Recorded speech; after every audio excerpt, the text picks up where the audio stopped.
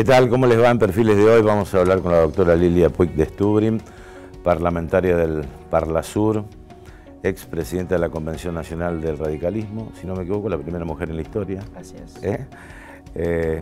Pero un tema que nos preocupa a todos, nos debe preocupar a todos, que es esta gran ebullición en América Latina. Y adelantamos algunos temas que vamos a hablar con ella, cuál es el futuro del Mercosur a partir de las advertencias de Bolsonaro, Ecuador en llamas, Bolivia con sus problemas, Chile de ser un país modelo para, para la visión del mundo, termina en un estallido también, Argentina con gran preocupación, si hay algún factor común que está erosionando América Latina, cómo debe replantearse este tema de aquí en adelante. Bueno, todos estos temas si nos alcanza el tiempo, con Lilia Puig de Stubrin hoy aquí en Perfiles de Época.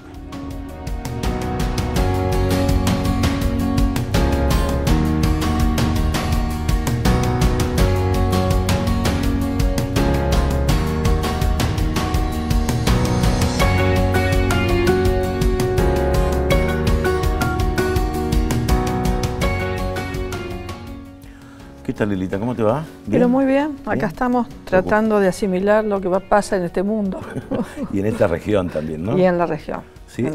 ¿Ves algún factor común, digamos, en lo de Bolivia, en lo de Ecuador, en lo de Argentina, en lo de Chile? En realidad, lo que parecería es que hay un factor común en el conjunto de movilizaciones que hay en el mundo, ¿no? Sí. En el sentido de que esto que los teóricos venían sosteniendo hace un tiempo, que tenía que ver con la crisis de representación, aparece, digamos, aparece en estas movilizaciones que no son siempre económicas, porque, digamos, hasta ahora hay las perspectivas de los análisis estaban siempre como muy sesgados por la visión económica. Y uno se encuentra que las movilizaciones son de todo tipo, ¿no? Desde la de Hong Kong, sí, en adelante. Y en el caso de América Latina me parece que hay una complejidad importante a tener en cuenta. Fundamentalmente yo diría que un poco lo común diría yo que estos países son todos países que hace poco tiempo que están en democracia. Eso me parece que es lo común. Otra cosa que me parece que es común es la dificultad que tienen los partidos para representar. No, uno viera el caso chileno. El caso chileno fue casi espontáneo, sin un líder. Pero 49% de participación electoral en las últimas elecciones. Ahora, ¿no incide también como factor común, digamos, el tema de la desigualdad? Bueno, no, sin duda. No, eso ni que hablar, ni que hablar. Un Chile de ser un país modelo, de un 2% de inflación anual, de un país que ha superado, digamos, que ha superado las barreras exportadoras, es decir, y de pronto, bueno, un sinnúmero en la calle protestando porque uno gana 29 veces más de lo que gana el salario mínimo. Así es. No, bueno, eso sin duda. Hace mucho tiempo ya, que yo me acuerdo en conversaciones que habríamos tenido allá por el 2001, cuando la crisis nuestra, ya hace mucho tiempo que CEPAL venía señalando la enorme desigualdad de América Latina, y además América Latina se veía como el subcontinente más desigual del mundo.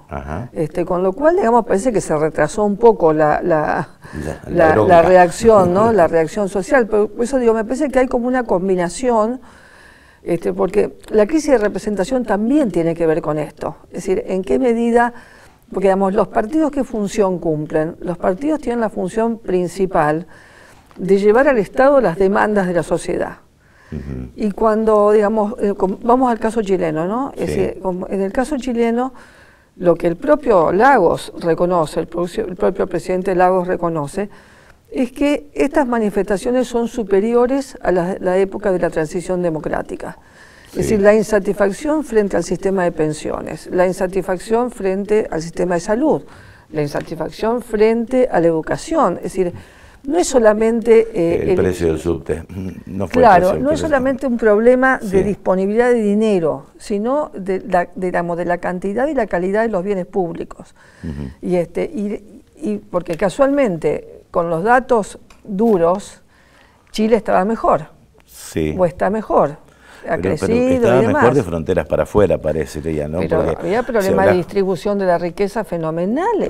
O sea que la salud es cara. La salud es cara. La educación universitaria es cara. La universitaria y la primaria. La primaria es cara, a pesar de ser pública también. Sí, ¿no? sí, claro, porque además hay que devolver. Es decir, uno de los costos que el Estado tiene de pagarle una carrera a uno, después hay que devolverla. Y después ellos tienen un sistema similar al que era el de las FJP nuestras, claro, un sistema privado, donde la gente se jubila y no alcanza para nada. Originariamente el diseño del sistema era que la gente iba a tener un 70% de lo que ganaba como activo, y eso no se ha cumplido. La gente gana el 30%, el 40% de lo que ganaba como activo. Entonces, gente de 80 años no se jubila, es decir, se mantiene en el sistema. Entonces, yo creo que el caso chileno, pero además hay que agregar otras cosas más. Me parece que esto se está discutiendo mucho en el mundo de la sociología política y de la filosofía política también, sobre una crisis de los modelos, una crisis de los paradigmas, una crisis de las interpretaciones. Es decir, nosotros venimos con las interpretaciones heredadas del siglo XIX. Sí, o sea, hay algunos autores modernos que dicen, bueno, en su momento el liberalismo se fortaleció por el fracaso del socialismo. Ahora lo que está en crisis es el propio liberalismo también, ¿o no? Sí, está en crisis el liberalismo económico, digamos, las perspectivas económicas de interpretación del capitalismo, y también está en crisis la otra matriz, que era la matriz alternativa. Porque, digamos, las sociedades no están dispuestas a tener bienestar con pérdida de su libertad. Es decir, ahí hay un conflicto, y cuando pierden la libertad, al poco tiempo, aun cuando estén satisfechas, empiezan a generar demandas de libertad. Entonces, ahí hay un conflicto de construcción de nuevos ideales también, ¿no? Yo lo escuchaba la otra vez a Fernando Enrique Cardoso, que decía, yo no quiero hacer ningún tipo de interpretación general porque no entiendo qué es lo que está pasando. ¿No? Si Cardoso no entiende lo que está pasando, nosotros no lo pretendamos. Bueno, pero lo que sí es cierto es que hay un cambio general, digamos, no es solamente un cambio local. Pero el factor igualdad es importante, ¿no? Porque los países socialdemócratas funcionan, pero no hay tanta desigualdad. Sí, claro. Es decir, desde lo que gana el ministro a lo que gana el docente. Sin duda. Sin duda. Y eso funciona en los países socialdemócratas, los países nórdicos. Está bien, es otra población, otra dimensión, otro clima. Y una cultura y Europa. Y Europa, ¿no? Pero, digamos, también nosotros hemos visto en Europa todo el movimiento de los indignados, es decir, tanto en España como en Francia. Los chalecos amarillos. Los chalecos amarillos. Hay, digamos, condiciones de movilización y evidentemente hay dificultades de canalizar. Ahora, ¿cómo se sale? Porque la pregunta es cómo se sale de esto, ¿no? Porque uno ve el caso chileno, el presidente cambia sus ministros, el presidente anuncia un conjunto de medidas, y sin embargo, en la movilización, ayer mismo, la movilización social se mantiene. Entonces, lo que evidentemente está pasando es que no hay formas de canalizar esas expectativas y esas interpretaciones del mundo. Entonces, bueno, creo que estamos en una complejidad. Bueno, Venezuela, ¿por dónde es la salida de Venezuela? Es decir, ustedes tomaron en el Parlasur, o formalizaron el informe del Alto Comisionado de Derechos Humanos, no, pero lo presentaron. Sí, se presentó pero no fue ni tratado en la Comisión de Derechos Humanos. El informe de Bachelet. Sí, el informe de Bachelet. Y bueno, ahí hay un conflicto que yo creo que se enanca en este problema de una crisis con las interpretaciones. Es decir, yo creo que no se puede pensar una salida venezolana al margen de la participación de algunos actores que están en el gobierno. Eso me parece que es algo inevitable. Lo que pasa es que tampoco se puede recurrir a las viejas institucionalidades, porque ahora tenemos mezclado el problema del delito internacional ahí. Tenemos problema de narcotráfico. El propio gobierno venezolano actual no controla la totalidad de su territorio. Hay parte de su territorio que está tomado por combinaciones entre guerrilla, delito, mafias, narcotráfico, parapoliciales. Entonces también ellos tienen problemas. Entonces, estoy pensando en Contadora, por ejemplo, cuando se tuvo la salida de Contadora para salir de los problemas de Centroamérica, y eso ya no es tan factible. Entonces, ni tampoco posturas de negación absoluta del gobierno venezolano, ni tampoco de complacencia con el gobierno venezolano. Es decir, hoy hay distintos actores en el mismo marco de Venezuela. Hay partidos que están, inclusive los que participaron de las elecciones del año pasado, que tienen algunos gobernadores. Esos partidos están intentando avanzar en el sentido de generar condiciones de que algunas instituciones funcionen con acuerdo de todos. Y esta fundamentalmente tiene que ver con el mundo electoral, digamos, en qué medida se puede lograr que el tribunal electoral sea un tribunal aceptado por todo el mundo, ¿no? Ahora, es difícil llegar a un acuerdo de ese tipo cuando tenés un informe, de Naciones Unidas, te habla de 8.000 entre fusilados, muertos, aniquilados, asesinados por el régimen. Es muy difícil. Sí, claro, pero por el otro lado lo tenés a Venezuela, que acaba de integrar el Consejo de la Comisión de Derechos Humanos. Entonces, esta crisis de los organismos multilaterales también, porque en definitiva esto se refleja. Es decir, hay el papel que jugaron los organismos multilaterales para ordenar este tipo de cuestiones, ¿no? Porque el mismo caso de la migración venezolana. Es decir, la falta de participación eficiente, eficaz de los organismos de Naciones Unidas para resolver el problema de la distribución del alimento que llegaba a Venezuela. Muestra también toda esta dificultad para actuar por parte de estos organismos que fueron creados en una época y que ahora parece que no tienen la misma capacidad de respuesta. Lilita, ¿cómo ves el futuro del Mercosur con el nuevo gobierno en la Argentina, por un lado, y con las advertencias de Bolsonaro de romper el Mercosur? ¿Cómo lo ves? Bueno, yo creo porque que, digamos... Para Brasil puede ser una insignificancia de la Argentina, pero para la Argentina... No, para la Argentina es crucial. Es crucial porque es el principal socio comercial, ¿no? Así, para la Argentina es crucial. Yo creo que veníamos bien con los brasileros, porque, digamos, más allá de las discusiones que había y de las diferencias, habían participado del proceso de las relaciones con Europa, ¿no? Sí, con la Unión Europea. Yo creo que el discurso de Bolsonaro es un discurso que va a tener limitaciones dentro del propio Brasil. Te cuento una anécdota. Estando en Montevideo, fui a una actividad que organizó casualmente Mario Barletta como embajador, que eran representantes de las cámaras de pequeñas empresas de Argentina, de Uruguay, que iban a tener a mediados de octubre, alrededor del 14-15 de octubre, una reunión con las cámaras brasileras para acordar programas comunes, más allá de los acuerdos con la Unión Europea. Entonces, me parece que hay movimientos que tienen que ver con actores de la sociedad civil concretos que no van a estar tan coincidentes con una perspectiva, digamos, de una visión tan ideológica como pueda tener Bolsonaro, ¿no? Bueno, vamos a hacer una pequeña pausa. Sí, después me gustaría hablar un poco de la política criolla nuestra, es decir, cómo se tendría que ubicar en tu criterio Alberto Fernández frente al mundo, que es un gran tema, ¿no? Y si debe haber algún replanteo dentro de Cambiemos y de qué forma. Bien. ¿Parece? Enseguida.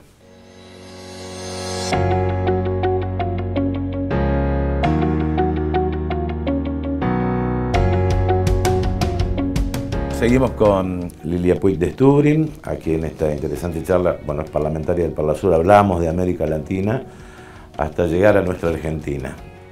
¿Qué dijeron las urnas el 27 de octubre en tu criterio?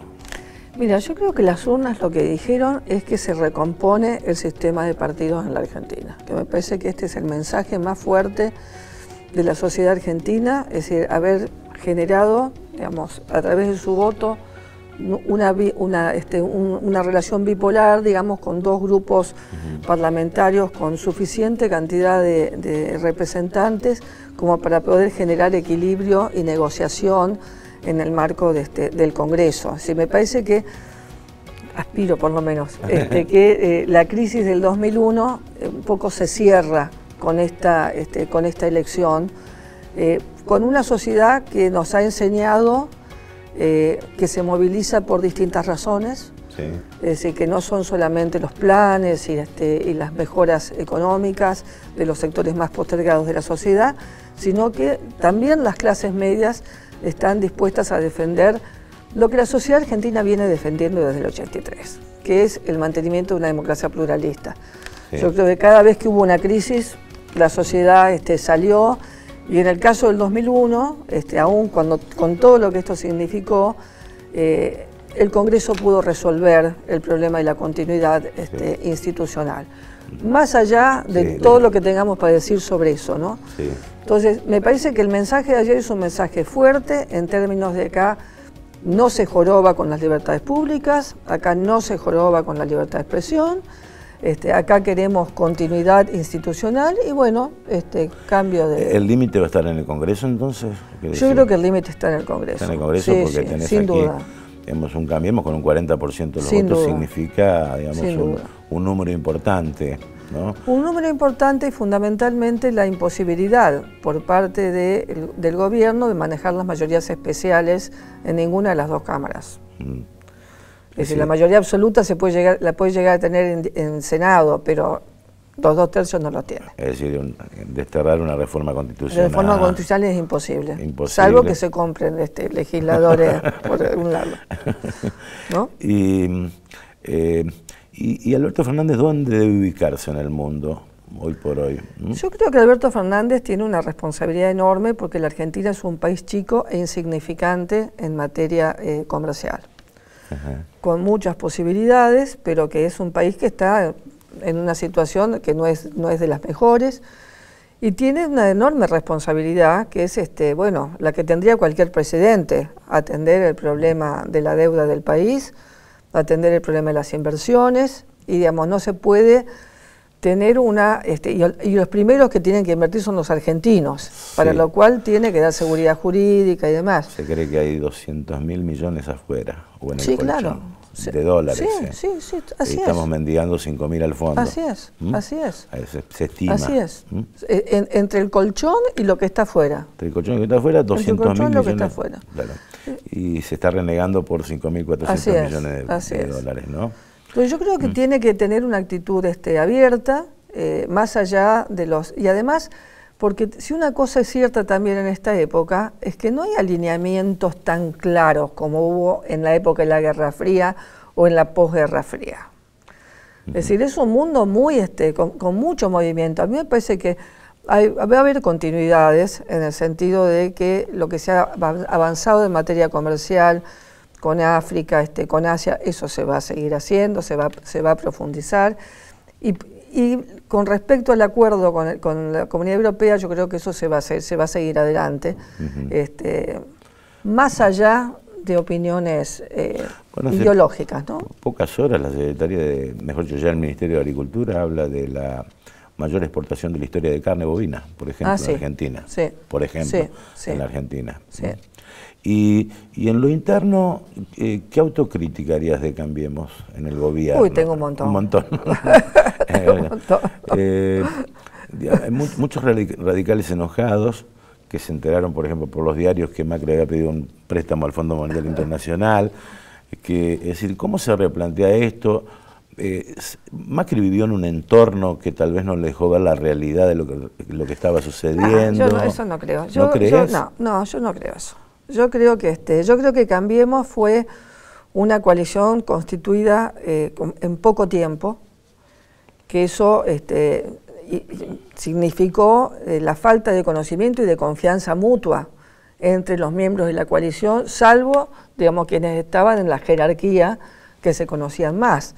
Pero costó mucho ese proceso de construir confianza y conocimiento mutuo, ¿no? Es decir, uno tiene que saber qué hay en la cabeza del otro.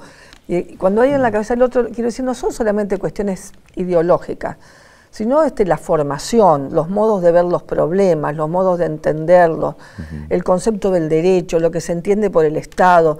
Todas estas cosas no son, vos sabés muy bien que no son simples, ¿no? Que hay muchas interpretaciones posibles. Entonces yo creo que eso fue una gran limitación en términos de la relación política sobre todo a nivel del Ejecutivo. A nivel diríamos, yo coincido con Negri cuando él dice, esto fue fundamentalmente una coalición parlamentaria. Sí. Se pudo funcionar mucho mejor a nivel del Parlamento que a nivel de las relaciones del Ejecutivo. Y en ese sentido, también el intento de institucionalización que tuvo Cambiemos no fue acompañado de un sistema de reglas, simplemente pusieron nombres. Sí. Y hombres en las conducciones de esta jerarquía, digamos, que tenía Cambiemos, pero no se establecieron reglas. Y tampoco se discutieron al interior del partido las poquitas reglas que pusieron de los distintos partidos. Y bueno, en el caso del radicalismo, que es un partido mucho más horizontal que los otros dos, porque digamos, el partido de Carrió es Carrió, no sé qué va a pasar ahora cuando Carrió se corre. El PRO es un partido vecinal de la capital federal. No, y fundamentalmente es el partido de Macri. Sí. Es decir, el liderazgo de Macri es lo que ha sido, digamos, la razón de ser de ese partido. Inclusive cuando uno habla con la gente del PRO fundadora, digamos, en la capital, ellos te dicen, la peor pregunta que nos pueden hacer a nosotros cuando vamos a los programas de televisión es el de la identidad. Porque nosotros no tenemos una identidad. Bueno, el radicalismo tiene identidad, tiene organización, somos un desorden, pero sí. Igual tenemos, digamos, una institucionalidad y entonces cuesta mucho aceptar decisiones que no son decisiones que han tenido buenos niveles de intercambio. Yo te preguntaba si realmente hubo un entorno que no le dejó ver la realidad a Macri o fue otra cosa, porque a uno le cuesta entender un país pintado de amarillo en el 2017 que termine perdiendo las elecciones, por ejemplo, las primarias por paliza. Entonces, no entender la realidad es tal vez simplificar la idea en la vieja frase de Bill Clinton, es la economía estúpido. Entonces, bueno, yo creo que hubo errores graves de interpretación, que sí. Yo lo adjudico a un problema teórico, digamos, hubo el presidente del Banco Central tiene un tipo de formación teórica dura, a Stugenberger me refiero, sí. ¿no? Que impide ver matices, porque tiene una visión econométrica de la economía. Sí. Entonces, yo coincido en eso, en el sentido de que le hizo mucho daño al gobierno este tipo de visión sesgada de los problemas. No es un problema de gente mala o... No, te entiendo perfectamente. Pero no hablo así un prejuicio político de no ir hacia sus propios pasos, es decir, el drenaje de dólares que hubo en Argentina fue impresionante en los últimos tiempos, ¿no? Y Macri termina con un cepo. Sí, bueno, el drenaje de dólares fue después de las PASO, sí. Fundamentalmente. Yo creo que otro error que se cometió también a nivel del Banco Central fue no haber puesto una limitación para el retiro de dólares como tienen los otros países de la región. Exactamente. Eso me parece que fue un error importante porque generó las condiciones para el capital de golondrina, digamos, el capital de aventura, como diría Weber, ¿no? Yo creo que ese fue un error. Después, bueno, el gobierno, el otro gran error fue un error de comunicación política, que ellos creen que son los grandes de la comunicación política, pueden ser lo del marketing político, pero la comunicación política es otra cosa. Y realmente el gobierno recibió un Estado en muy mala situación y una economía en muy mala situación. Esto no se comunicó. Imagínate que quienes habremos leído el Estado del Estado, habremos sido un 0,09%. Había un informe en internet que era área por área. Sí, pero ¿quién no leía eso? Había que meterse en internet. Además eso tiene que ser explicado.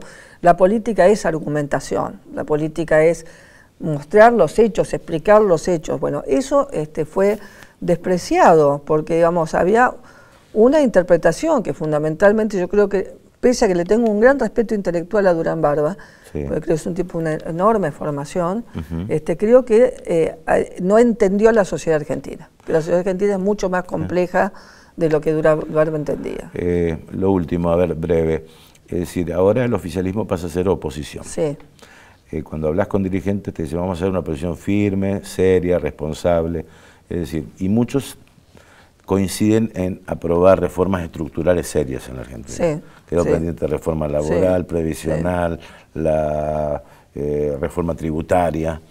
Es decir, acordar determinadas políticas de Estado puede significar algún signo de debilidad o de seriedad o responsabilidad. No, yo creo que es de responsabilidad. Yo creo que, digamos, lo que nosotros no podemos hacer es plantearnos a pretender que el gobierno es un gobierno de enemigos. Es decir, es un gobierno que ganó las elecciones, que tiene legitimidad política, tiene legitimidad electoral, y bueno, en las cosas que estemos de acuerdo habrá que apoyar, no hay por qué tener una postura a priori de negación de las propuestas del gobierno.